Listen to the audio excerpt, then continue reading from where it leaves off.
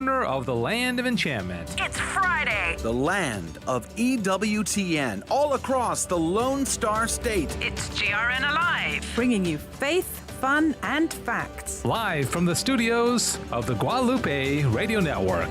Join us on the show. Call 877-757-9424. 877-757-9424. And good morning, and welcome to GRN Alive Friday edition here on the Guadalupe Radio Network. Happy Easter to you as well. It's still Easter, right? When's the last time you said Happy Easter to somebody? Sissel, has it been in the last 2 days? Happy Easter, Dave. Joe's always talking about praise be Jesus Christ. He says roll down the window and say it just to kind of freak people out. Not that, as if people need more reasons to be freaked out these days. But Happy Easter to you. Welcome to GRN Alive. I'm feeling good today for some reason. It's a great day. My name is Dave Palmer, host of this program on Fridays. Joe McLean and the team in Houston do a wonderful job on Mondays at the same time. Joined in studio here, Dr. Chris Malloy from the University of Dallas. Good morning, Dr. Malloy. How are you doing? Good. Very well, I should say. A man of few words, right? How you doing? Good to see you. Cecil Anderson is here with us as well. And Diane Xavier is running our social media this morning. YouTube, Facebook, Twitter. Just go to GRN Online. That's the handle. And we're going to have an after show afterwards. I already secured our last guest to hang out with us a little bit longer, talking about the saints. And so that's going to be a lot of fun as well. And we are praying that everything goes well technologically this morning, Sissel. You know why? Because our engineer, Kent Loney, who is just an outstanding engineer, his oldest daughter is getting married today. So we don't want to bug him at all, okay? So we're just praying that all goes well technologically. So pray for the Loney family and their daughter. I know it's got to be kind of you don't have any married kids, do you, Dr. Maloney? No. Okay, not yet. My oldest is 16. Oh, okay. Probably a good thing you don't have any married children. All right, so pray for the Loney family. And, of course, we're 2 days away from Mother's Day. And so this is going to be kind of an odd Mother's Day, one that we'll look back and say, remember that Mother's Day where there was still like social distancing going on? And I know Sissel and Diane have both lost their mothers. They passed away in the last few years for both of them. But I don't know. Got any plans, Dr. Malloy, for Mother's Day? My mother's up in Chicago. Okay. But down here, we're going to celebrate, but I can't say what because my wife is probably listening. Okay.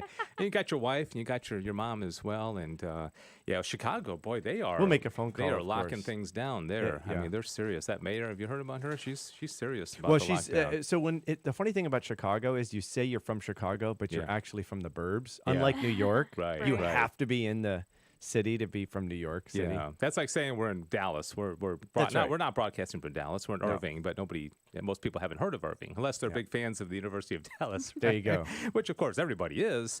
All right, Sissel, your mom passed away a little over a year ago. Yes. How are you going to commemorate Mother's Day? So, honestly, Mother's Day, we didn't ever do a huge celebration for my mom because she thought it was too commercial. She was not super into Mother's Day. And I honestly wouldn't have noticed that Mother's Day was coming up except for all the emails I get about buy your mother this in the last few weeks. I probably will just say a special rosary to offer up to my mom. There's a couple other women in my life that are like mother figures. I might try to come up with some way to honor them. That's probably my plans. Well, my mom is a faithful listener to this program, so I know she's listening, so God bless you. Excited to celebrate that with her. And, of course, like Dr. Malloy said, we got our wives as well, and they're moms, and we've both got daughters, and God willing, if that's their vocation, they may be mothers as well. So happy Mother's Day to all the mothers out there. God bless you. Thank you for your sacrifices, even more so these days, because you probably are turning into homeschool teachers. I interviewed somebody that said, you're not homeschooling, you're schooling at home. There is a difference. There is. You're not homeschooling, you're schooling at home. And Sissel has a story about homeschooling here in just a minute as well. Also, we're 5 days away from the Feast of Our Lady of Fatima, and that's how, I don't know if people remember, that's how Dr. Malloy first became a part of this program, because in 2019, you were coming in once a month during the 3 years ago. Yeah. It was 2017. I mean, 19. What do you call it, 2017? No, it was 2017, the 100th year anniversary. So Our first guest is going to be talking about marriage and the family and this pretty cool virtual opportunity for married couples to have date nights. And, I was thinking like, it's kind of a light, fluffy topic, but really it's not, because Our Lady of Fatima really warned against attacks on the family, didn't she? It's important. Marriages have got to be intact. Marriages have to be holy. So I think it's a good topic. Yeah, Lucia said that. So that was not at the Fatima messages themselves. But Our Lady told Lucia later. Okay. And then some cardinal sort of made that publicly known. Yeah. The final battle will be against the family. Yeah. So I always I have a great devotion to Our Lady of Fatima because one of my children was born on September 13th. I got a son on May 13th. There's a long story about why I've got great devotion, but it just kind of summarizing why would you encourage people to look into the messages? It's the apparition of the moment. Yeah. Yeah. It really, I mean, for 100 years. Well, we're in tough times. Yeah. And it's a serious message. Yeah. It's not a prophet of doom. Right. It's a prophecy of reality. Yeah. Sobriety. And she kind of wanted us to pray the rosary, didn't she? Did she mention that a time couple or two? times. Every single month, right? That's right. Every day. Every day. Well, yeah, but every month she appeared, she said, pray the rosary daily. And she chastised the kids because they were saying, Hail Mary, Hail Mary, Hail Mary, right? Is that true? Yeah, I don't remember that. The kids were saying it. I don't remember if she chastised them for it or not, but yeah. Yeah, the kids were doing the going through it really quickly. Very witty about it. Yeah, right. All right, so happy Feast of Our Lady of Fatima coming up in 5 days. Don't forget to pray the rosary. And like I said, we're going to talk with a married couple about a virtual date night for married couples called Be Light Marriage Renewal Date Night Series. And it's pretty cool, and this is something, they already have 1,500 couples that have signed up across America, 9 different countries involved, and their names are Ryan and Mary Rose Verrett, and they're going to join us from Louisiana to talk about this in just a little bit. And then we got some other stories we're going to talk about before that as well. And Sissel's going to lead us in a couple of news items. And our last, how well do you know the saints? Of course, Mary is a saint, but who's your favorite saint? Do you know some of the lesser-known saints, maybe the saints that are on their way to canonization? Fulton Sheen is one of them that comes to mind. I've recently done some study on Father Patrick Peyton, the Rosary priest, and he actually, his cause of canonization is underway as well. So we're going to talk at the end of the program about a book by a lady named Dawn Marie Buettner called Saints Becoming an Image of Christ Every Day of the Year. Okay, and last couple of things before we go to Sissel for a couple of news stories, and then we've got some things to talk about related to the lockdown. Monsignor Charles Pope wrote a great article about anxiety and fear, and just he thinks it's actually satanic. The fear that is gripping the world and the country right now, and so I'll talk a little bit about that. Final last things, don't forget to visit our website, grnonline.com. It's brand new. It's really awesome. Joe McLean put it all together, and it's really nice. You just got to just go see it. It's nice. And you might have heard that we were going to do an online auction, and originally it was going to start today. It's been postponed for reasons that we just want it to be prepared and ready, and lots of items. And so hang tight. It's going to be postponed a while. Officially right now, July 20th is the date that we're going to have that online auction. So if you're ready to buy some auction items and support Guadalupe Radio, just hang on, because it's coming, but not today. All right. So, okay. Having said that, Sissel Anderson, what's going on in the news? Any stories strike your fancy? Yeah, definitely. So yesterday was the National Day of Prayer. It's traditionally on the first Thursday of the month. And obviously this is the first time we had more of a virtual National Day of Prayer that took place in the Rose Garden in Washington, D.C.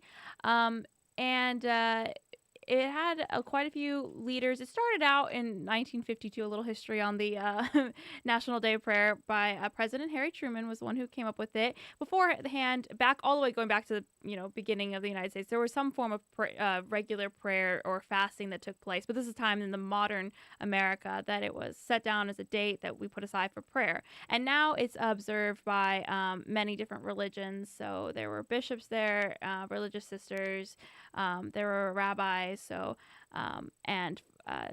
President Trump was obviously there as well. And he said that it's especially interesting now that a lot more Americans are turning to prayer due to the coronavirus. So he says In recent days and weeks, our country has endured a grave hardship. We pray for every family stricken with grief and devastated by tragic loss. And it's just, and he's right. It's interesting, you do wonder how many more people in this time when they're either stuck at home are spending this time praying or thinking about their, faith life and stuff. So, my other story that you kind of hinted at, Dave, that I had was Dr. Muller, I don't know if you saw the article that Harvard put out about the dangers of homeschooling. I did not. You did not? Yeah. It's titled, it was put out by the Harvard magazine called The Risk of Homeschooling. Yes. Totalitarian. Yeah. It was an interesting article. I'm not going to lie. Not many articles get me fired up like that, but I was a little bit. And you were homeschooled. I was we should homeschooled. Say that. Not just for any reason, but So it was an article that was published in the Harvard magazine based on research that Elizabeth Bartlett had done, and she definitely has some interesting views. She thinks she made some statements saying that about 90% of homeschoolers did it for religious reasons, and she was thinking that was dangerous because they have extreme religious ideologies and that promote female subservience and white supremacy. And I was like, oh, okay. And also she did say that she thinks that the issue is that we think that parents should have 24/7 essentially authoritarian control over their children from ages 0 to 18. She thinks that's dangerous. Yeah. So that came out a few weeks ago. She thinks nature is dangerous. I know, that's what I know. I'm like, this is very normal. I don't understand. And then after that, there's been many articles, of course. There was also a joke. The article had a graphic in it that had the word mathematics that was misspelled, which was kind of funny. And then there was a response. There was a girl who graduated from Harvard with honors who was a homeschooler. And so she came out and, she didn't obviously agree with this. And then recently, the Catholic News Agency posted an article coming back because that 90% of people who homeschool are doing it for religious reasons. They're saying it's not correct. That really it's only about 19% of after doing some research. This was a research done by the University of Notre Dame. Yeah. And we know some homeschool families that are very secular that really don't even go to any church. So I don't know the statistics. Those scholars at Notre Dame are doing some really interesting work, and it's good stuff. They've had a number of articles on education that have been great. It's going to be interesting. I think one of the big things as the world becomes more polarized, and even more so because of this pandemic, and there's a lot of people that have disagreements. I've literally lost friends over this. I mean, there's so much argument going on, and the issue of censorship is coming up because here's a story that might possibly have some wrong information in it. Yeah. But because it's of a certain bend, it's probably safe on the internet. There's a story, I don't know if you heard about this story, there's a viral video going out called Plandemic that is there's like a battle going on because it's being seen about 2 million times, and it's claiming that the whole without YouTube. And YouTube is taking it down, but people are finding other ways to view it, and it's driving Facebook and YouTube and everybody crazy because it's saying that Anthony Fauci was involved in the conspiracy and all that, but anyways, it's going to continue to be an interesting thing because more and more things are being censored and more people are getting upset about it because most of the media companies have a more left-leaning bend, and so what they're taking down and what they're not taking down is interesting. So any other thoughts about the Harvard article or anything like that? Well, very few European countries allow homeschooling. Yeah. It's a dictate of nature that the parents are the primary educators. Yeah. This is not. It's not a religious thing. Right. So what we're dealing with is a modern notion of government that is a usurping notion of government. Disrespects nature from below and God from above. Yeah. That's like I was trying to find the article, but there was a principal who sent out a letter to all the parents at her school when everybody started going home and the parents were teaching at home.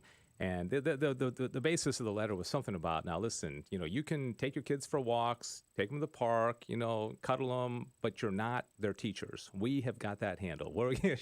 She basically was telling the parents, you're not their teachers. We're their teachers. Don't try to put that hat on.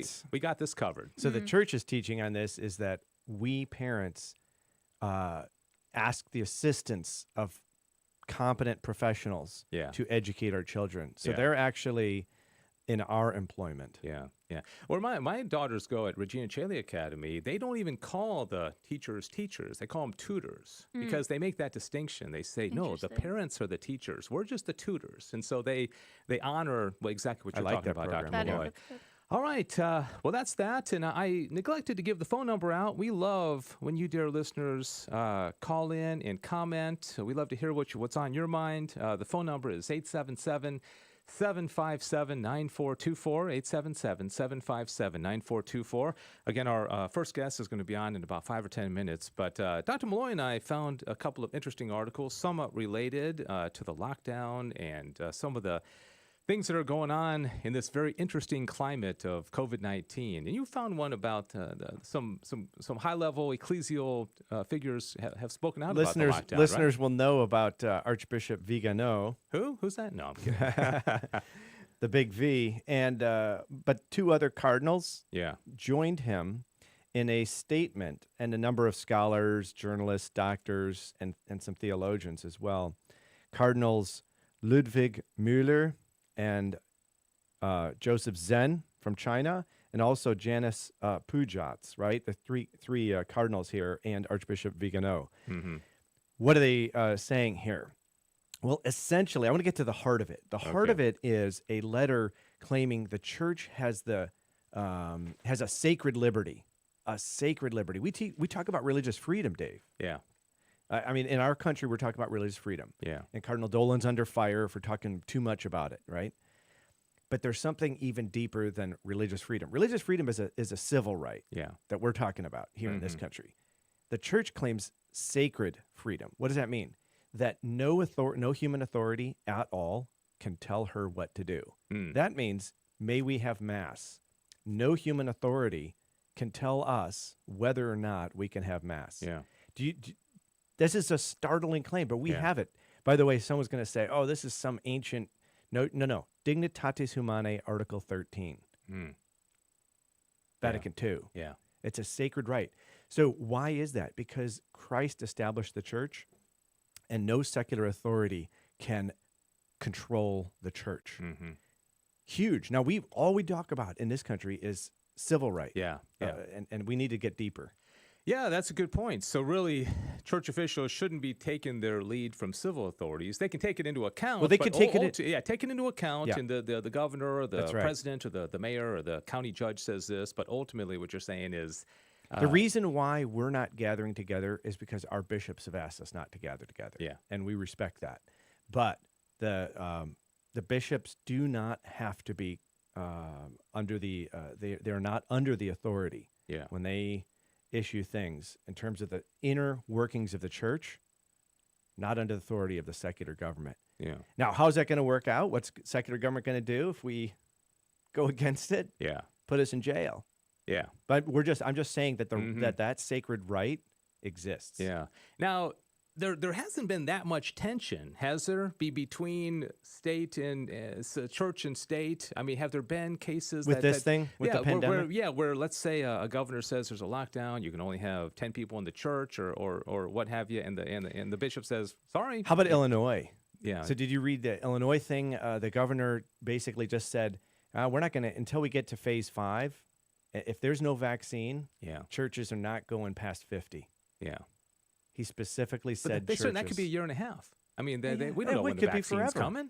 Plus, I've heard that it may be a difficulty to get an RNA vaccine. That how do you get an RNA vaccine? Yeah. So it's going to be interesting. I do tend to think maybe the church ought to flex its muscle a little bit more. It's God-given muscle, but you're right. Cardinal Dolan, obedience is the key. But at the same time, we can our obedience, ask our bishops our legitimate obedience to the secular, our legitimate obedience to the sacred authorities. But there's two distinct authorities, right? Right. All right. What do y'all think? Call in. Tell us. 877-757-9424. 877-757-9424. I know that we should be eagerly excited to receive the Eucharist again. I know I was able to go to Mass last weekend here in Texas. It's a little looser than in many other states, and so I know some people are listening probably haven't had the Eucharist in 2 months, but the diocese that I'm in has been opening it up. And Dallas has got confessions going again. Yeah. With the social distance. Yeah, actually physical distance. I want to also, and I think Diane's going to link this on our Facebook page as well. Monsignor Charles Pope, I just love this guy. He's awesome. He has written an article, and I actually did an interview with him yesterday. Tried to get him on the show this morning, but it didn't work out. For National Catholic Register, it's called Coronavirus, Where is Thy Sting? Why This Gripping Fear is Useless. And he goes so far as to say that he thinks there's a demonic element in all this. And he was talking about this on Morning Glory this morning, is that this, it's beyond just being afraid of getting sick or afraid, but it's actually pulling people apart, and nobody wants to be around each other. And you look at each other suspiciously, and everybody's all covered up. And just to read a couple of things, he says, as many people said, the cure should not be worse than the disease. And he said, first, we must face our fears and accept that illness, suffering, and death are part of life in this world we call Paradise Lost. He says, second, we have to accept the hard truth that people die. They die of many things, COVID-19 among them. The vast majority of people who get the coronavirus will survive. Some will be only mildly symptomatic. Some will be severely ill, and yes, some will die. People will also keep dying every day of heart disease, cancer, and strokes. And then he's one more quote from this, and then you can comment as you'd like. He says, it's alarming to me as a priest and believer how little we as a church have to say about death. And I think he thinks that ultimately people are just afraid to die, and they're just freaking out. Yeah. But we're all going to die anyways. I think we've made life so pleasant on this earth with our coffee bars, at least in the modern Western world, right? Our coffee bars and skating around, and then, man, we got the sacraments and we'll go to heaven. Yeah. So we kind of lost any sense of the drama. We're not for this world. Yeah. And also, I think it's a crisis in the theological virtue of hope, where we've lost that hope. Absolutely. That, we're just kind of moving through this world, or that death is not, something. There was one saint, I don't know if it was Catherine of Siena or somebody, there's like a riot going on, some of them desire death. I mean, even St. Paul said he wished to die, but that, to be with Christ. To be with Christ. And I think the great saints would rather be in heaven. And not to say we, jump off buildings or try to get the virus, but I think there's just this strange, irrational fear. You know what I think it is? It's sloth. Yeah. Okay. You know what sloth is? One of the deadly sins, yeah. We think of it as laziness. Yeah. It's not laziness. It's sadness about a higher calling, a higher good. Heaven is higher than this. And so we're kind of sad. We're like, I kind of like sitting at the beach drinking a pina colada. And there's nothing wrong with that. But there's something higher. And we kind of have to leave behind this Ur of the Chaldeans that we're living in and go to something better. Yeah. We have to start doing that now through fasting and stuff like that. Yeah. I honestly don't have any. Maybe I'm too far on one side, but I don't have any fear of this thing. I mean, maybe it's because I'm relatively young. I've got a good immune system. I think if I had a more compromised immune system, maybe a bit different story. But if you're a single parent and maybe your lungs aren't so good, and your kids are 12. And younger, you're like, what's going to happen with? So I can see people in different situations. Being, if I get this. I mean, the thought occurred to me. I'm like, if I get this, what happens to my kids? Right, my wife and I both. And that's just being, but I think responsible. Right. Yeah, but I think he's right. It's when you stop raising your head on high towards God, there's something diabolical about that. Yeah. And so we shouldn't get overly panicked. Yeah. All right, good thought. We're going to take a break. When we come back, Ryan and Mary Rose Verrett are going to join us. Again, Mother's Day is coming up, Feast of Our Lady of Fatima. We're going to focus on the family. Great way to improve families, just to make sure mom and dad are getting along with each other and loving each other. And this is, a challenge and a great benefit of every family and every marriage. And they have started a Witness to Love's Be Light virtual date night series. Already 1,500 couples are involved. It just got started, and so they're going to join us right after this. So quick break here on GRN Live. We'll be right back. Hi, I'm Faustino Rodriguez, and by the grace of God, I serve as the General Manager for the Guadalupe Radio Network here in West Texas and New Mexico. On behalf of our GRN family, I want to say thank you for being an involved radio listener through your prayers, pledges, and promotions. May God bless you and your loved ones abundantly during this Easter season, which ends on the great feast of Pentecost. Note that we are praying for you during this passing pandemic. Lord Jesus Christ, who has conquered death, we trust in your divine mercy. Amen. Solidarity Health Share is rebuilding Catholic healthcare in America. We conform to the moral guidelines of the Catholic Church so you never have to worry about your healthcare dollars paying for anything that violates your conscience. From conception to natural death, we strive to serve all healthcare needs, protect human lives, celebrate families, and promote the dignity of all people. Join Solidarity Health Share in restoring and rebuilding authentic Catholic healthcare by signing up at solidarityhealthshare.org, a sponsor of the Guadalupe Radio Network. This is Len Oswald, president of the Guadalupe Radio Network. Besides Mother Angelica, who else has been the most influential in the formation of the GRN? The answer is easy. Pope St. John Paul II.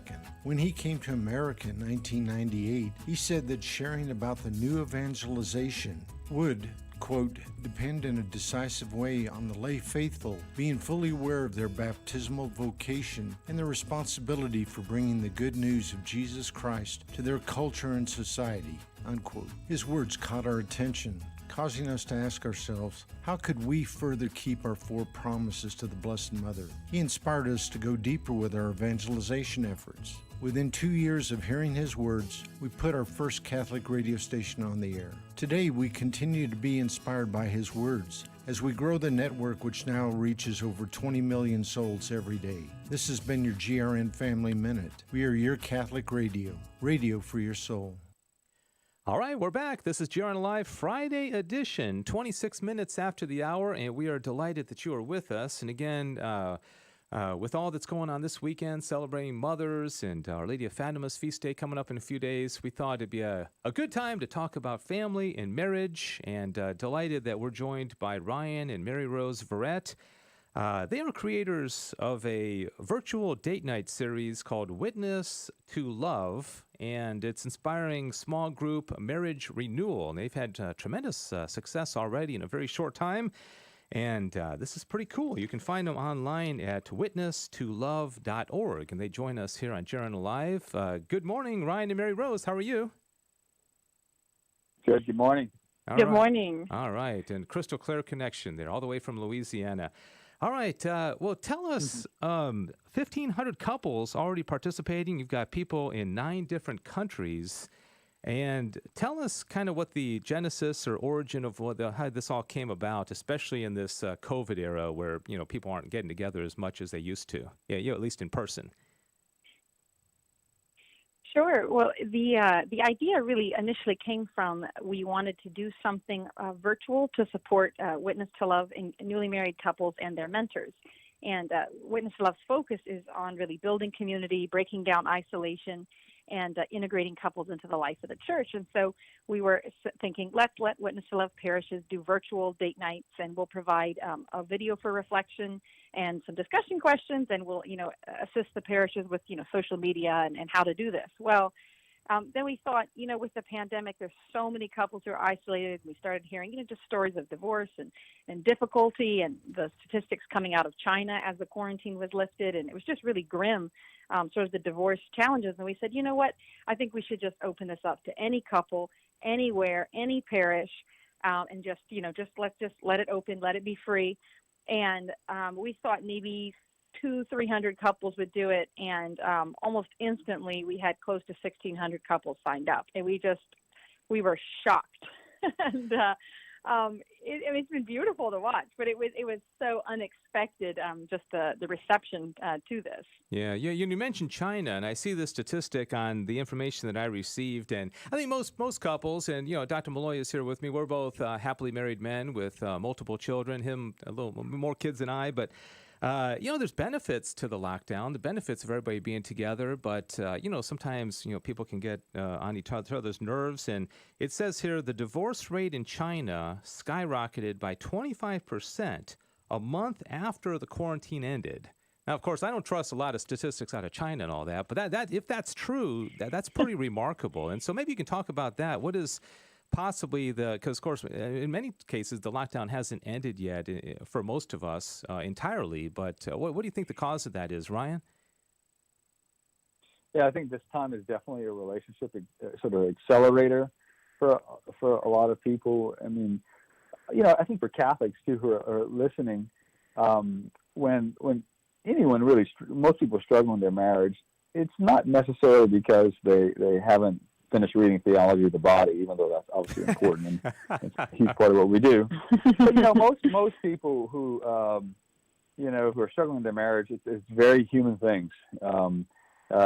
Sometimes maybe it's easier for us to overlook that because I think us in sort of Catholic world, we maybe put a lot of hard work into developing some good habitus and some good virtues, but a lot of just normal good people haven't had a lot of time and the leisure to maybe to dive deep into some of these areas. So obviously confronted with our own vices and our own inadequacies and the need to be redeemed and kind of restored into all that the sacrament of matrimony provide for us is happening. And I think that's why the response has been overwhelming. I mean, there were now definitely well over 1,500 couples from so many different places. I think it gives you some time to sort of look around and think, I could be doing a better job here. I have to think how many families now have had the opportunity to eat many meals throughout the day. I mean, that probably hasn't been done, since in our countries for probably decades. Yeah, we're like people have had so much time to kind of eat together, make eye contact. But all that human stuff is such an essential foundational part to what grace needs to do. Grace only builds upon nature. We're not angelic beings, but nature has to be kind of in line with natural law and in order, and kind of the way Thomas Aquinas and understand and Aristotle kind of envision human development. So having this time to do that is a blessing. This is definitely the silver lining in the cloud. Ryan, what are some of the human things that both get in the way of a good marriage? Like, bad. Are there some habits and things that you could identify for our listeners? And then conversely, you've already indicated the family dinner as being a good thing. Could you indicate some of the things to avoid and some of the things to foster on the human level?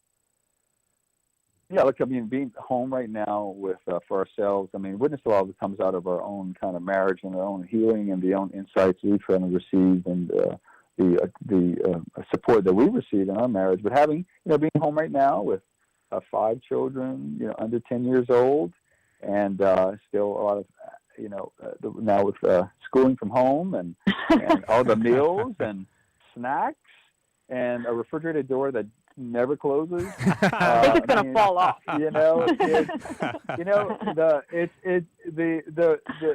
The response is not theological. The response is very human. Requiring patience, love, kindness. All those things St. Paul talks about, obviously in 1 Corinthians. And that but those pitfalls would be. I think, as I learned years ago from Father Benedict Rochelle, he reflecting on Augustine. Augustine said, the biggest mistake in life is to let an opportunity to serve Christ kind of pass us by. The domestic church, definitely seen as a missionary outpost of our local parish. We like to kind of explain it that way. With the local parishes closed, locked, even on Sundays, mandated to be closed. I mean, the church needs to exist and must exist, and we see it existing and kind of flourishing now in many places and many neighborhoods in a way that it wasn't. But to do that requires, it requires sort of unity and patience and kindness, but I think also the opportunity to pray together. I think one of the things I really feel like we've enjoyed the most is around 7 p.m. every day after dinner and chores and things are picked up, to really taking the time to pray, a rosary together. We've done that. Sometimes it's been sped up probably too quickly because we need to get people to bed. Or slowed down by our 3-year-old. Yeah. Yeah, but I think we've learned a lot to kind of have some extra time to not have to be on a high-speed train to get everything done and checked off the list. Let me just remind everybody, we're talking to Ryan and Mary Rose Verrett, and they have started a Witness to Love Be Light virtual date night series, and it's located online at witnesstolove.org. org/BeLight Media Kit if you want more information about it. I must say, Ryan, you get extra bonus points because you referred to Aquinas, Aristotle, and Augustine. And the guy, I mean, I don't know how I don't know how we can beat that. But Mary Rose, there's a lot of references, obviously, to light, be light. Tell us how that all connects to the series and your overall, the view of this program. Absolutely. Well, it's a 5-part series, and ultimately the goal of Witness to Love is that every marriage is understood as a light in the community, right? Jesus said, don't hide your light under the bushel. And so the themes are, there's 5 nights, and the first night is belonging, the second night is believing, then becoming, then beatitude, and then be light. So, it's a sequence that we've seen over and over again that really promotes renewal and evangelization. And so we said, well, the goal is to be light. So let's put together a series that helps people understand, how to be light in their own homes, in their marriage, in their family, in their community, and in the church as a whole. And let this time of sort of hunkering down with so many physical churches closed, let's kind of renew the domestic church and sort of send them out and be light. And so that was the goal. That's how the series got its name. And, we're just, I think as a church, we're called to be light in these times. And, if you, not this show per se, but any radio station that you turn on or TV or anything, there's so much like fear and worry and negativity and, jobs and the coronavirus. I mean, it's so depressing, but you can get sucked into that negative cycle, or you can focus on sort of the gifts that this time can be, and take it as a time of really like a retreat, right? The 40 days in the desert, and come out the other side renewed and to be light. So that's really what the focus is. And now I think with these almost 1,600 couples who've gone through it, we want to encourage them to other couples, to multiply the loaves and fishes, right? To be a light to others. And so, any couple can go through the Be Light series, individually or with other couples, or as a parish.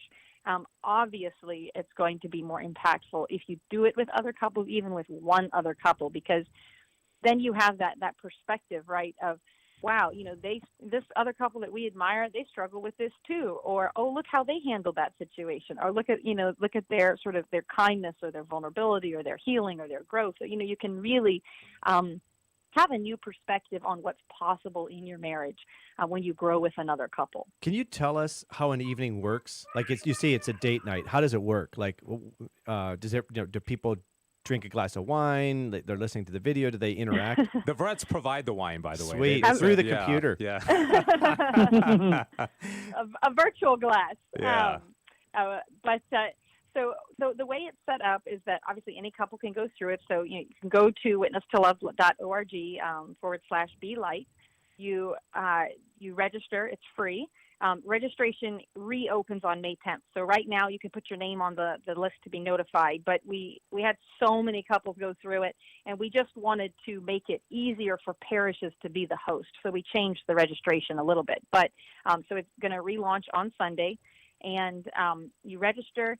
It gets you into our app. There's 5 nights worth of content. Each night is about 12 to 14 minutes worth of video content, and it's really, really just beautiful, honest. It's 5 marriage and family life directors from across the country, diocesan directors and their spouse, just giving their witness and their encouragement on those 5 themes that I mentioned. And so now that it's being re-released, you could go through it in 1 day, 5 days, 5 weeks, every other night, whatever works for you and your spouse or the other couples that you're going through it with. But we really encourage couples to do 5 nights in a row. So it's sort of like an intensive parish mission type feel. And then there's 3 discussion questions for each couple to discuss when they're done watching it. And then 1 question for them to discuss with their small group. And so, we encourage the host churches or the host couples that are doing the virtual date night to maybe, let's say they launch it on a Sunday. They have a Zoom or, Google Hangout, Facebook Live, whatever they want to do. they do that all together, and then on Monday night, everybody at 8:30 watches the video, does their discussion questions, and at 9 p.m. jumps back into the virtual group with their parish or couple friends, and go through it like that each night together. And we encourage couples to have a glass of wine, make it fun, put the kids to bed. And just really be intentional about it, because it's easy to kind of slip into, a rut during this time of just every day's like Groundhog Day, the same thing every day. This is to change that up, right? And so it'd be a great Mother's Day gift for a husband to say, hey, I signed us up for a virtual date night series, and we're going to go through it with our couple friends. So, hey, you took the words right out of my mouth. A good Mother's Day gift. I was just going to say that. I was like, because you give it more to your wife than your mother, I guess. But you can say, hey, honey, I signed us up for, and I also contacted 3 of our friends, and they're all involved as well. And so, hey, we're out of time. Any mother would love that. That's right. Hey, thanks so much. Great thank information, you very much. and appreciate what y'all are doing. Ryan, Mary Rose, Verrett. It's the Witness to Love Be Light virtual date night series, and the sign-ups begin this Sunday, Mother's Day. And so this sounds really exciting. WitnessToLove.org is the website, WitnessToLove.org. I actually have the website up here in our studio, and so it's really well done. It's really nice. Hey, thanks, y'all. Great chatting with you. Appreciate you being on the program this morning with us. Thank you. Oh, okay. Thank you. Thanks. God bless. God bless you. All right. I know you got to scramble. Any last comments or thoughts before you leave, or we're going to take a break and move on to the saints? You got to keep coming back to those Fatima messages. Yeah. Amen. Prayer, penance, right? Hope. Reparation for sinners, sobriety. And all right. Well, hey, good seeing you. We're Great gonna to see you. Take a break now, and again, Dr. Malloy from University of Dallas, and this is GRN Alive, 877-757-9424. When we come back, I'm excited about this. I love the saints. I just absolutely love them, and there is a lady by the name of Dawn Marie Buettner who has written a book called Saints Becoming an Image of Christ Every Day of the Year, 365 Saints. The cool thing is, not just, these, St. Francis of Assisi, and I love Aquinas, but everybody knows about Aquinas. Everybody knows about, some of these saints, the ones that like all the churches are named after, but she gets into more obscure and recent saints and maybe ones you haven't heard of. And so really going to be a cool conversation. So you may want to check out her book if you're interested in learning more about a whole lot of saints. So she'll join us right after this. Have you seen it yet? Hi, Joe McLean here. I'm talking about the brand new GRNonline.com website. It is really cool, and I can't wait for you to see this. Just visit GRNonline.com. Make sure you say yes to knowing your location. I'll tell you why. Because when you do, it will automatically deliver to you your local station, your local events, your local contact information, and more. Again, grnonline.com. Hallelujah. He is risen. He is risen indeed. This is Richard Reyna from the South and Central Texas area. And from my family to yours, I want to take this opportunity to simply wish you and all your loved ones a joyous, blessed, and most happiest of Easters. I also want to thank you for being a loyal listener and supporter of the Guadalupe Radio Network, radio for your soul. Happy Easter season. And remember, we love you. God love you. All right, welcome back. This is GRN Live Friday morning edition, 43 minutes after the hour. And so we have a very, very small amount of time here on the radio to talk to our guest, Dawn Marie Buettner. Her book is called Saints Becoming an Image of Christ Every Day of the Year. And if you want to call in and talk about your favorite saint, how about a saint that you wish, a future saint? I won't give you any of my thoughts, but somebody you'd like to see canonized. We'll maybe get into that conversation at some point as well with Dawn Marie Buettner. Her book is called Saints Becoming an Image of Christ Every Day of the Year. Good morning, Dawn. How are you? Good morning. I'm doing fine. All right, so, as you started to write this, you're probably thinking lots of books about saints out there, and, thanks be to God, there are a lot of them. And so how is this one different, or what was the kind of the inspiration to sit down and put this book together? Well, the short answer is what's unique about the book is that it helps you to pray with the saints every day, following the saints that are commemorated by the church. That's a unique thing about it. The longer answer is I'm an adult convert to the faith. I was baptized but not really raised in any church, And when I went through a conversion and found out about our Lord and His love for me, I became a Christian, and then I entered the church. That's a longer story, but in the end, there are a number of things about the Catholic faith that I didn't know anything about, and one of them was the saints. So I found a one-a-day book by Butler's Lives of the Saints with one saint a day, and I loved it. I read it. I prayed with it every morning until literally the spine broke, and I had to buy another one. But then I realized, I'm like I said, I'm a newbie. I didn't realize there's more than one saint for every day of the year. So I realized I needed to collect these. So for a while, I was just using a bunch of books trying to pray in the morning, and that was really cumbersome. So I thought, well, I'll write my own book, and I'll use it to pray with. So I have used my book in various forms for like a decade now. And there was a point at which I realized, this has been so helpful to me spiritually. I think other people would benefit from it too. Yeah. So that's the reason. Yeah, and I just, you being a convert, Sissel's a convert as well. She and our board op and producer here. I'm not. I'm a cradle Catholic, but thinking about the saints and what a poverty it is, and how unfortunate it is for some Christians to live their whole Christian life and not take advantage of the access of the saints, not be able to pray. And because they'll ask their brother or their mom or their sister or their coworker to pray for them, but they don't seem to make that spiritual leap of realizing, there's a whole, cloud of witnesses up in heaven and angels and saints who are just dying to no pun intended, to pray for us. Yeah. And, exactly. Yeah. So that must have been one of the cool things about becoming Catholic for you. Oh, exactly. Well, and then as you were talking, I was thinking, when as you say, when we have a specific need in our lives, like if I had a problem with one of my kids, I might talk to someone who had kids the same age. Well, the great thing about saints is, they've lived their lives. They won the victory. They got through a lot of, we think their lives are easy. Their lives were just as hard as our lives. Sometimes many of them much worse.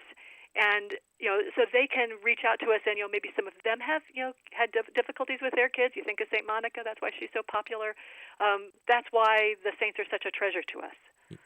Yeah, and two of my favorite saints, other than Our Lady, my two favorite saints are Aquinas and Therese of Lassoo. And how different could those two be? Come from different countries, different genders, obviously. One scholastic, one was cloistered, one died very young. And I guess the point is, and I know you bring this out because the selection of saints and the even the canonized saints are very different, aren't they? I mean, there's really no two alike. Does that come out? Exactly. I'm sure that comes out in the book, right? Yes. Oh, exactly. So on every day there's the church has chosen a dozen or 24 saints for us, and they run the gamut of early church martyrs and children and adults and married people. And as well as vowed religious priests and everything, and it's and even people who may not be in the same vocation as you, they have so much to offer us. So yes, it's every thing you can think of. Yeah. So did you only highlighted 365 because there's one per day? Was it hard to whittle it down? Because I will say one of my frustrations is like when there's in a diocese 2 parishes are named after the same saint. Like here where we are, I think there's 2 or 3 St. Patrick's, and of course St. Francis of Assisi. It seems like every corner there's and I always think it's when I hear a unique saint, like there's a parish in our diocese called St. John Nepomucene, and I'm like, wow, there's one that you don't hear about all that often. So was it hard to whittle it down, or maybe you can talk about some of the more obscure saints that our listeners haven't heard of that you highlight in the book? So ultimately what I really wanted to do was make sure all of the well-known saints were in the book. Yeah. So for example, the thing that actually was like the big impetus for me to write for me to start doing this on my own was that St. James the Greater, who's an apostle, has the same feast day as St. Christopher. Well, why give up St. Christopher? Yeah. Why not celebrate them both? So I made sure that all the well-known saints are there, and then I pulled out saints that I thought, that particularly inspired me because there may be quite a few mothers in there because I can resonate to that, or their situation, something about them. There are some saints that God bless them, we only know very little about. So part of my goal was to make sure that their stories were inspirational. It's not just he was a Franciscan. Everybody thought he was a saint, and he died in the 30s, the 13th century, whatever. Yeah.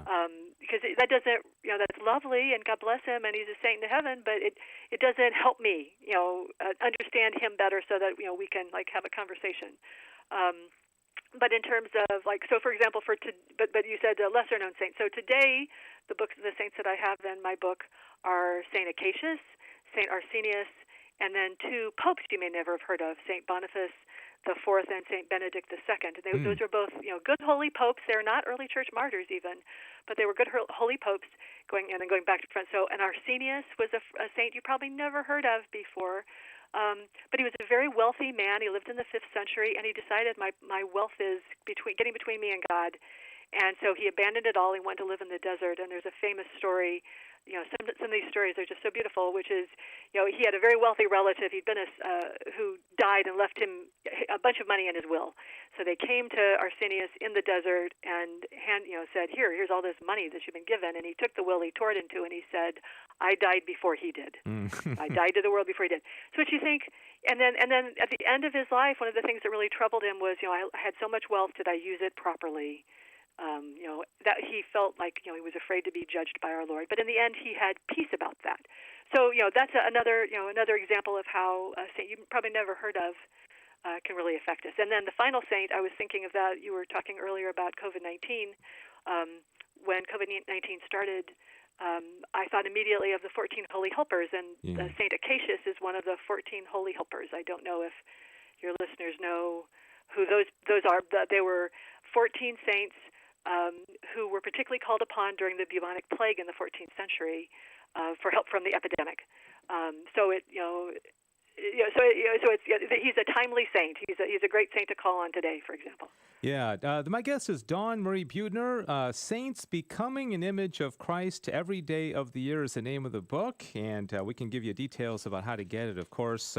I know some of the Catholic bookstores where I am have now the ability where you can call in, order it, and you can drive up, and they'll bring it out. I don't know if you can go in, but I always recommend first go to the Catholic bookstores if you can. Otherwise, you can find some online portals to get it. But we'll find out exactly how you can get your hands on this. It'd be a nice Mother's Day gift. Nowadays, you can get things delivered so quickly. You could probably order it today and get it by Mother's Day as well.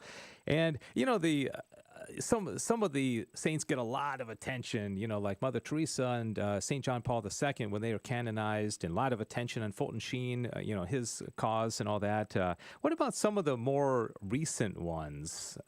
Sometimes it's harder to relate to somebody who lived, 1,800 years ago as opposed to somebody who was canonized 6 months ago or somebody who was young. Anybody show up in the book that's been, let's say, canonized in the last 5 years or so? Well, I don't know if it's the last 5 years, but I immediately thought of St. Louis and Zelie Martin, the parents of St. Therese. Yeah. They're, I just think they're such an inspirational couple, and they had 9 children, 4 of them died young, and 5 of them are incredibly holy, and one's a doctor of the church. So the apple didn't fall far from the tree. They were both so holy. That's the ones I think of immediately. They're a more recent saint. They're in my book. Yeah, it's a great model for parents, and there's any walk of life. You talk about medical professionals, firefighters, the patron saints, that kind of thing. If anybody wants to jump in, who's your favorite saint? Who would you like to see canonized? There's a lot of excitement in the air about Fulton Sheen and a lot of others. I'd like to see Mother Angelica canonized in my life, if possible, if the Holy Father's listening. 877-757-9424. 877-757-9424. I'm sure if you're a great devotee of the saints, you have some knowledge of the process as well, Dawn. And I just the last couple of days have been doing some research. There's a movie coming out about Father Patrick Peyton, the Rosary priest from Ireland who came over here. And I think in 2017, Pope Francis made him venerable. And so what's kind of the process, or how does this, the whole, I know it's complicated, but can you kind of streamline how does one become a saint? So I should back up and say that in the early church, if you died a martyr, they thought you were a saint. So, but thank God there are not as many martyrs. So the church has created this process, and the first step of the process is group of people who believe, say your grandmother was a very holy woman, and you thought she's a saint in heaven, you could take that cause to your bishop, and the first step would be for him to declare that she's a servant of God, that she's lived a life of heroic virtue, and then if the bishop, so assuming the bishop agrees, then he forwards it to the Vatican. The Vatican, in the next step, says agrees. Yes, this person lived a life of heroic virtue and was a holy person, and they can declare them at that point venerable. So then the next two steps, as my parish priests have pointed out to me, are in the hands of God. If a miracle if there's a miracle that occurs through the intercession of that saint, then they can be declared blessed. And then and then it has to be approved. The Pope has to approve it. It has to be investigated. And then if there's a second miracle, then they can be declared a saint. But then the Pope can, as he has done recently, can say, well, you know what? We don't need the miracles. We already know. Like, did we really need a miracle from Mother Teresa? Yeah. She gave them to us, but that was just icing on the cake. Right. How interesting. Okay, a couple minutes left. Let's talk about not yet saints. I mentioned Fulton Sheen, Mother Angelica, Father Patrick Peyton. Anybody else? Blessed Pier Giorgio Frassati. It's come on, let's canonize. And I know there's reasons, and they've got to take their time. I think it's probably more prudent to take their time. Because it doesn't benefit them at all. It only benefits us. It's not like they're they get into heaven as soon as they're canonized. Anybody else on your short list of who you think we might see canonized, or at least you wish would get canonized in the next few years? Oh, well, the ones that you mentioned, Bishop Sheen is at the top on my personal list. I've been asking him to give us a little because he's such an inspiration to us. That was and I agree with you, Mother Angelica. That would be. That is also seems overdue. Like, do we really need a miracle for that one? Just streamline her. Yeah. And then, and there's probably others that our listeners are thinking of as well. And, the Fulton Sheen one is kind of complicated, but I just pray that in short order that one can he can be canonized. All right, we're down to about a minute. Again, the book, Saints Becoming an Image of Christ Every Day of the Year by Dawn Marie Buettner. Do you want to just, again, give a little summary of how this one's different, how people can incorporate this into their prayer life? We've got about 45 seconds. Okay, so what I do is there's a calendar. I read about the saints of the day. I also include a prayer petition at the end of it, which you are free to use or not use, but it helps personalize it. What is it about that person's life that I can apply to my life today? All right, very good. Well, thanks for doing it. So I know it's a labor of love, and I see it. It's available. How would you recommend people get it in this day and age where a lot of the Catholic bookstores aren't even open? I always like to say support them first, but is there a website or where should people go to find out more about the book? Well, in addition to supporting your local Catholic bookstores, which is a very laudable goal, I have a website. It's my name, DAWNBEUTNER.com, DawnBuettner.com. And I think Diane will link that on our Facebook page as well. All right, Dawn's going to stick with us for the after show, and we want you to stick with us on YouTube, Facebook, and Twitter. Thanks to all of our guests. This has been GRN Live Friday edition. Happy Mother's Day in advance to all the great mothers out there, and stick around if you're on social media. Otherwise, have a great weekend. God bless you. Thanks for listening. Thank you for listening to GRN Alive. From the studios of the Guadalupe Radio Network. For more faith, fun, and facts, join our email list. Just text the letters GRN to the number 42828. That's GRN to the number 42828. And may your Friday be filled with the joy of the Lord.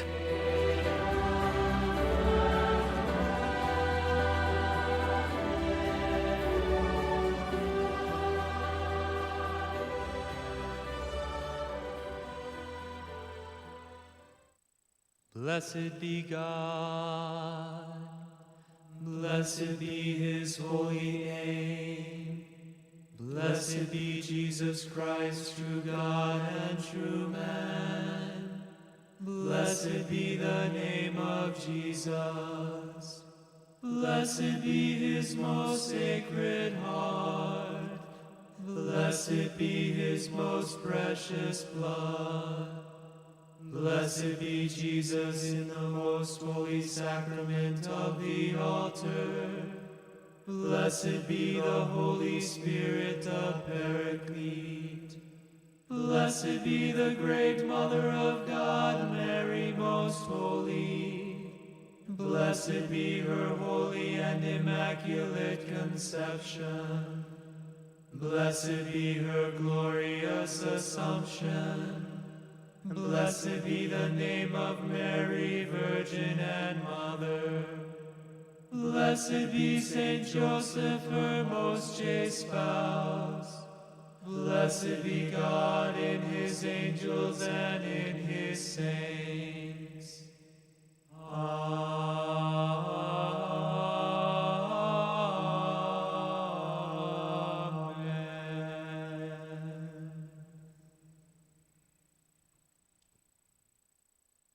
KATH 910 AM, Frisco, Dallas, Fort Worth.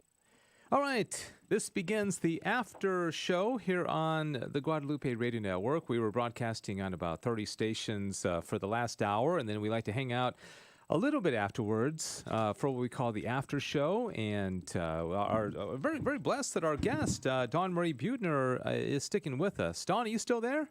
Yes, I am. All right. Okay. This is a little less formal. Fewer people actually, listening or watching and all that. We do have a picture of you that we put up on our social media platforms. And so, anyways, thanks so much for joining us. Cecil Anderson is here in studio with me as well. And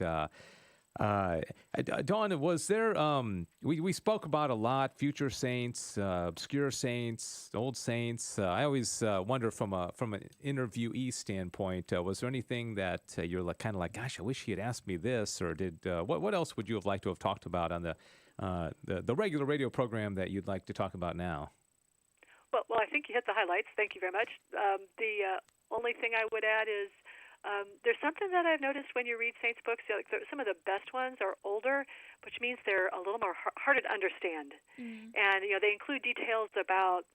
They assume the difference between Arianism and Nestorianism, and and that you understand some unusual words.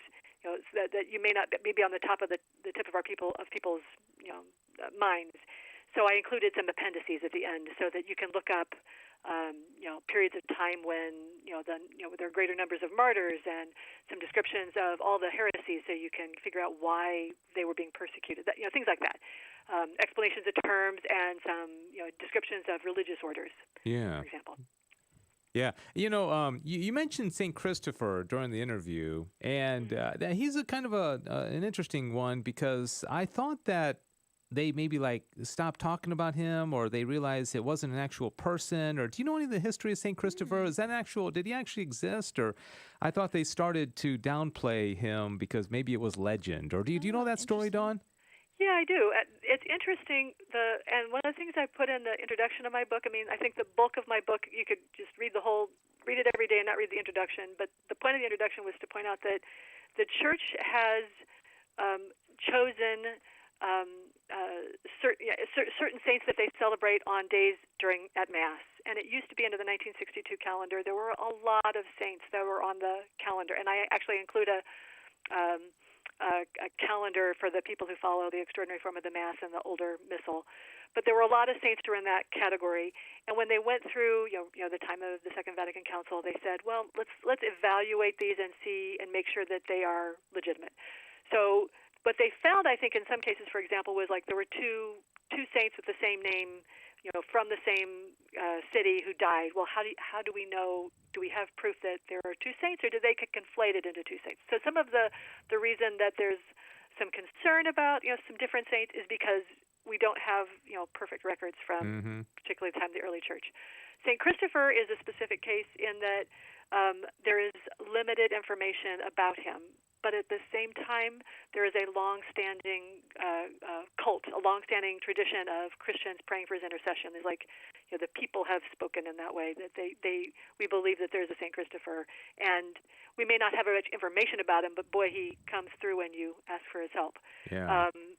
So the church that he is actually listed in, there's a book called the Martyrologium Romanum. It's the official church list of saints and the dates that they're associated with, which is how I used to compile my calendar so that it follows the latest official Vatican calendar. And Christopher's listed. He's there. But it's a very brief sentence because we just don't have detailed information like we do have for Blessed Pier Giorgio Frassati, whom you mentioned earlier, because he died 100 years ago. So that's the difference. Yeah. You mentioned jokingly about Mother Angelica and some of these, Mother Teresa, just, kind of streamline them, get them going. I tend to think sometimes the church moves too slowly and sometimes they move too fast. Right. I actually was a little surprised at the speed of canonizing John Paul II, for example. And I wonder if sometimes the public pressure, or I know at his funeral, they had some term like, just like canonize him now, which I don't know. Do you have a thought on that? Like, because as I mentioned, it doesn't do that particular person any good to get canonized. It's all for our good. And do you think sometimes the church responds to public pressure and maybe moves a little too impetuously? Well, that may be possible. As you're talking, I was thinking it's a lot like being a parent. I mean, sometimes the church is our mother, and sometimes she responds faster than other times. Sometimes it gets political. I would say, like in John Paul's case, I think people just instinctively knew. There have been other saints in the history of the church where people just said, "This person is a saint." Why do we need to? We've been, people have been around him, and even the title John Paul the Great. I mean, there have only been 3 popes in the history of the church who've been given the title the Great, and it was because they were just, they're like they're phenomenal in the number of things that they were able to do and the way they were able to respond to things. It just there's this, there's a sense of the people saying we need to respond right away. Yeah. There are other cases where it might not be, where we need to be a little slower. I mean, it's all in God's time. Yeah. Amen. Don, this is Sissel. I really appreciate that you wrote this book because, like you mentioned, some of there are great saint books out there, but like you said, sometimes they're written in older language and they're a little bit harder to get into. And I like the format that you've done yours in, so I'm excited to get my hands on it. I was interested because we're talking about obscure saints, and I'm a convert, like Dave mentioned, and I had to, in RCIA, come up with who my confirmation saint was going to be. And I remember I didn't have much time to do it, so I had done some research, and I was going off of what saints were patron saints of, what my interests were. And at the time, or for a while, I was interested in becoming a firefighter. And so, do you know who the patron saint of firefighters are? I'm sure you do. Oh, quiz show. All right. I'm sorry, I'm turning it around. I don't. Okay, well, his feast day was just recently. It was on May 4th. It's St. Florian. Oh, Florian. Oh, that's okay. right. Yes, St. Florian. Yeah. So, random trivia soldier. fact. I love to give him airtime. Yeah. But he's great. He's interesting because there's not much on him, honestly. And he's patron saint of firefighters really because of a legend. He was a Roman soldier around the 2nd century. And he was martyred. When he was told he had to persecute Christians, he said, "I am one. I can't do that." Yeah. And then there's this legend of him putting out a massive fire in a town and saving this whole town with one bucket. And so that's where the firefighter thing comes from. But even today, the emblem that EMTs and firefighters wear, it's a St. Florian's cross. Mm. So, random things that are in our daily life. Well, there you go. Exactly. Donna, I don't know. Do you have any comments about that? I've got a question I wanted to ask you about. If you want to say anything in relation to what Sissel just said? No, she did a beautiful job of explaining St. Florian. That's wonderful. Yeah, somebody's grandma or somebody's mom is just a saintly person, and you just love them to death, and you think they ought to be canonized, but it really. That hardly ever happens, right? I could, you can petition the Vatican and say, my mom was awesome, and she baked the best chocolate chip cookies, or But so you almost have to be famous, don't you? I mean, you have to be, there's a certain cult of personality, and the church even uses that word, cult in relation to saints. But your common person is not going to get canonized, are they? That is correct. Yeah. That is correct. The point being that. But at the same time, part of the thing that that just fascinating about the saints is that the Vatican II pointed out there's a universal call to holiness. What I find most inspirational about the saints is they got up in the morning and they had a lot of the same problems that we have, and they became holy. So it can happen to us. I think you're exactly right. It's not an ordinary event. Not all of us. A lot of us are going to make a pit stop in purgatory. Please, that's my. I understand that. I got to go there, but But at the same time, we should be aspiring, as many Catholic commentators have said, we want to shoot for heaven, and so if you miss, you go to purgatory. don't shoot for the low end of purgatory, because you right. don't want to miss that you don't one. Want that. Yeah.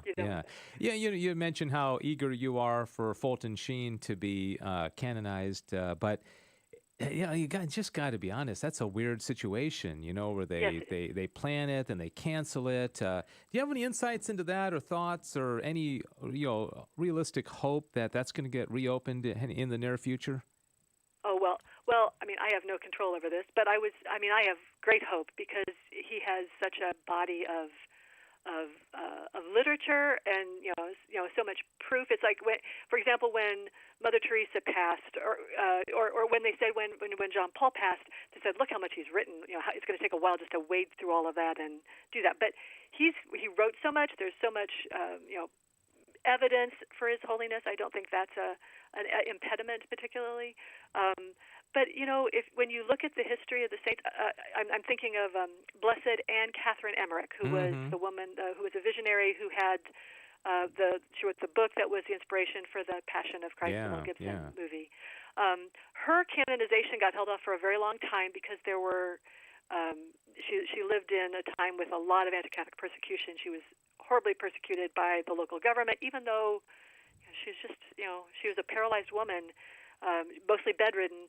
And it took a long time. It almost seemed to me, looking it back, like there were a lot of scandalous rumors that surrounded after her death, which were like she was not chaste, for example, was one of them.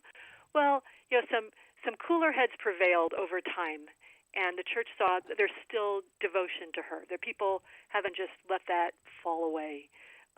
So they re-examined the case and they brought it back. So sometimes I think maybe there's just too much political baggage at the time for the church to move forward on a cause, and that as time passes and as people continue to call on that saint and receive answers, that's the other thing, is whether it's a miraculous healing or just comfort and reassurance and and greater faith in God, which is what all of this is supposed to do, help us believe more in God. Then the church can be more open to it, because it's ultimately the faithful that have to lift it up.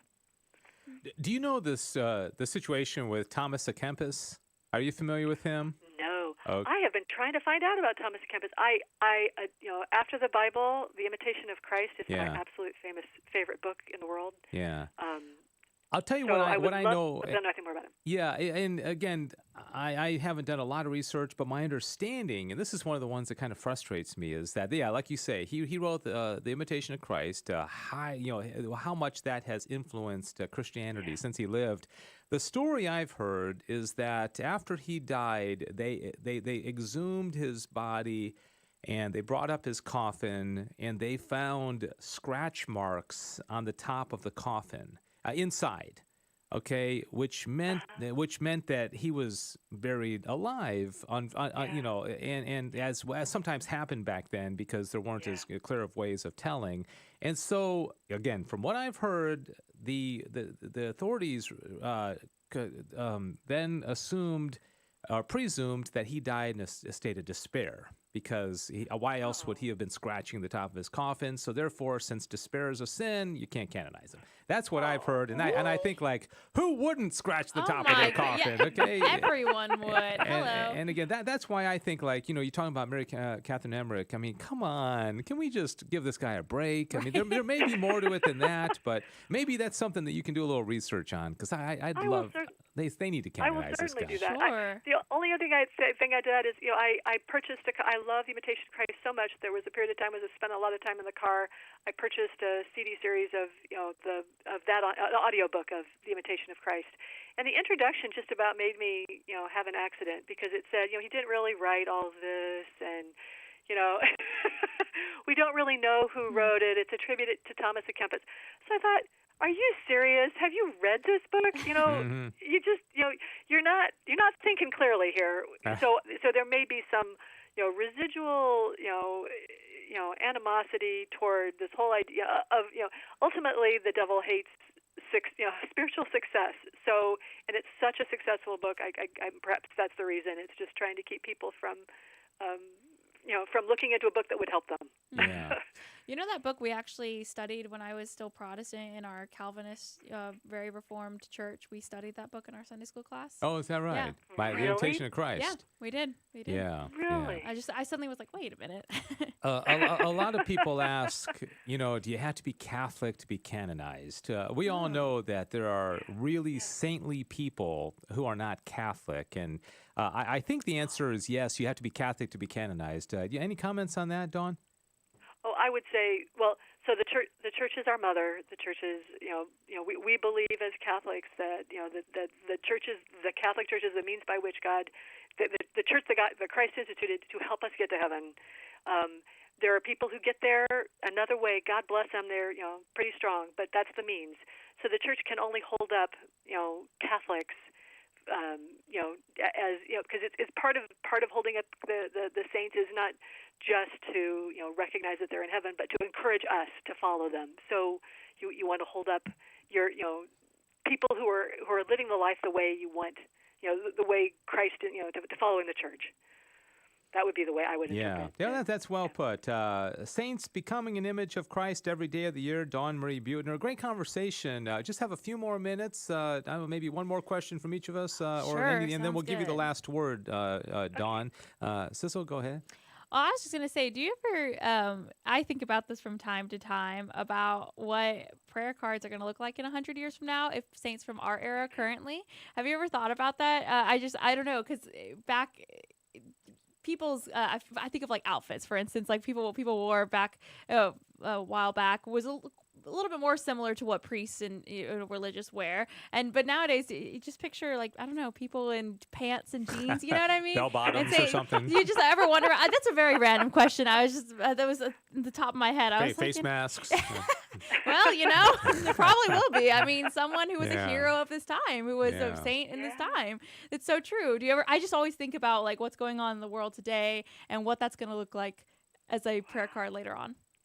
Oh, that's a great question. I have never thought of that before. But it's good to know. I think of weird things. Hey, only on GRN Alive.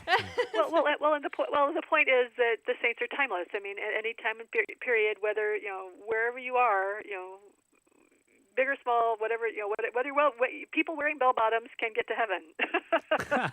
so anything is possible. I'm in. Yeah, as long as they don't dance disco in heaven. That's okay, right. Yeah, that's where we're going to draw the line. I see. All right. I'm pulling these people out because they fascinate me. People that are not yet canonized. Father Michael McGivney. I don't know if you followed him, the founder of the Knights of Columbus. A little surprising because you talk about a cult, so to speak, of followers when you've got the Knights of Columbus and that whole organization and millions of members. And I'm like, boy, and he's not canonized. Yeah. I mean, think of the fruit of his labor. But I don't know. Has that one hit your radar? Or what do you think about his cause? Oh, I don't. He died young, and there may not be enough. He may have a strong cult, but there may not be enough information about him. His story is beautiful, though. One thing that I found out, is in my book, is that his father died. He was an oldest child of a large family. His father died, and he had to go to work to support his family. And that's part of the reason that the Knights of Columbus has these life insurance policies, is because he saw what happens if the family doesn't have some way to support one another. That alone, I should think, would be enough to get him canonized. This realization that there's a way for us, laymen to help one another out and support families in such an obvious, concrete way. But I do not know the status of his cause better than that. Yeah, certainly a lot of devotees of him. All right, if I can ask one more question, I want to ask you about Therese of Lassoo. I find her fascinating. As I mentioned, one of my favorite saints, and what an unlikely saint. Goes into the cloistered monasteries, a Carmelite nun at 15 or 16. Yeah. The only reason anybody knows about her is because she was ordered to write a book. And, how the world would be different if her sister, who also was her religious mother, hadn't ordered her to write her story. Interesting. Anything else about Therese of Lassoo? Oh, I love all the doctors of the church, Therese. But the fascinating thing about Therese is that she shows you that you don't have to, have a bunch of degrees after your, letters after your name, or multiple degrees to be incredibly brilliant and holy, spiritually precocious. I believe is what I heard Father Benedict Groeschel called her. She was just so pure and had such insight and so much charity. She's really. It is amazing to me how she touches people across across the spectrum. Because her way is so simple and attainable that all you have to do is be kind of start by being patient and holy and kind with the people who are around you. You don't have to go off to Antarctica to convert people. Yeah. Yeah. All right. The book is called Saints Becoming an Image of Christ Every Day of the Year. Dawn Marie Buettner. I think you said your website was dawnbuettner.com. Is that right? That is correct, yes. Dawn, pretty easy to spell. Buettner, Beutner. Also, do you know, are the Catholic bookstores carrying it? I'm sure they are, yes. Okay, all right. Of course, most of them aren't open, but once they do get opened, or you can order them online and all that kind of stuff. Yeah.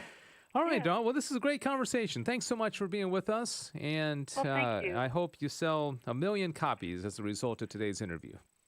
Well, that would be great too. Ignatius Press would love that also. All right. Well, we'll talk to you again soon. Thanks, Sissel. And also, are you a mother, Dawn? Yes, I am. Okay. Well, happy Mother's Day to you here in a couple of days, and appreciate you being on. Maybe we'll talk again sometime. Okay.